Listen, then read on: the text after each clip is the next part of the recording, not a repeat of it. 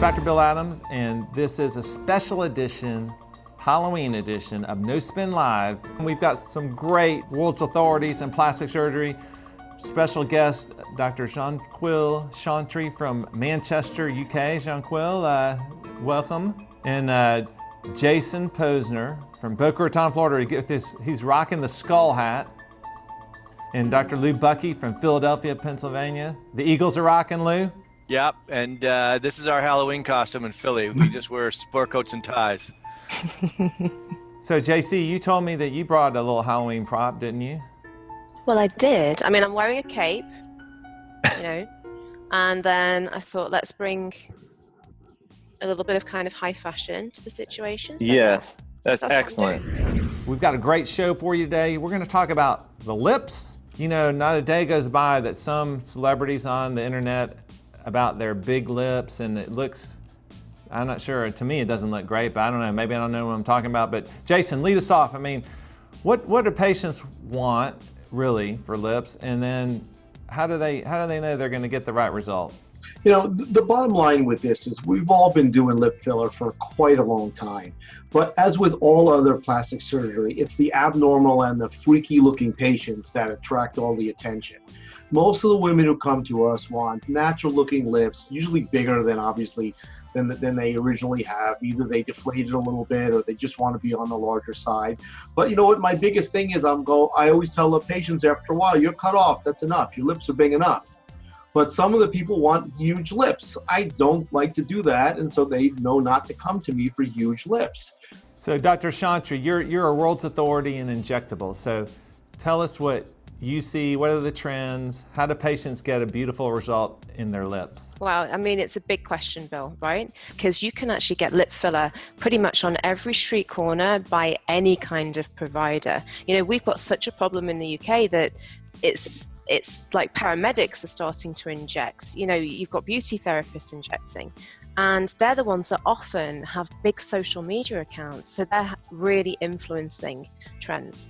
The kind of patients that I see are they're bright, they're discerning types of women. They don't want anything that looks obvious. In fact, they want to go so under the radar that it's extremely conservative. So that's the kind of patient I see, and that's certainly the results that I give.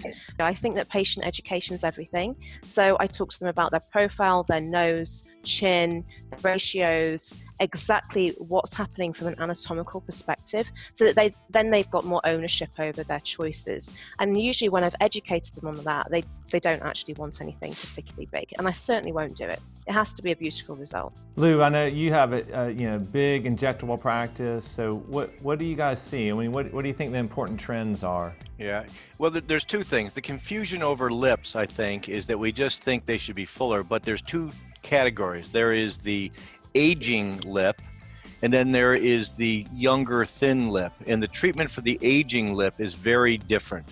So there's a trend towards younger people coming in who want a more defined Cupid's bow, who want a fuller lip, and because their tone is good, they haven't deflated, they can get that and still look very nice. When you do that same treatment to an older patient whose lips are deflated, they're the ones, in my opinion, that look very strange. So the management, even though both can use fillers, of the aging lip is very different. Trend-wise, because of social media, because of influencers around, a lot of younger people want lips that are more defined, that are fuller, that are changing expression, and they can look good like that. It's very good.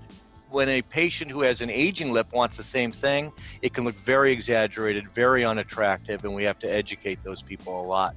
Jean-Quil, when you see these celebrities on there, these like really full lips, number one, is it just because they already have full lips and it's not necessarily they're doing anything, or are they really doing something to get that kind of extreme look? I would say that the majority of people right now in the public eye are having something done. So that's always going to be my baseline. But, you know, there's certain things that we can tell if someone's had something done, even if it's been done well. So what about their width to bigonal angle ratios? You know, those sorts of things have a big difference, right? So when you look at Angelina, she can get away with that wide lip because of her mesenteric hypertrophy. I think there's just so many people that are having things done that look great under the radar. But as our colleagues were just saying, it's always the bad ones that get the attention. Yeah, those are some great insights. I tell you what, I think our viewers really learned something great today. Thanks for you guys' time, and happy Halloween to all of our experts, and happy Halloween to our viewers as well. And if you want to see more of this, you can see it on theplasticsurgerychannel.com.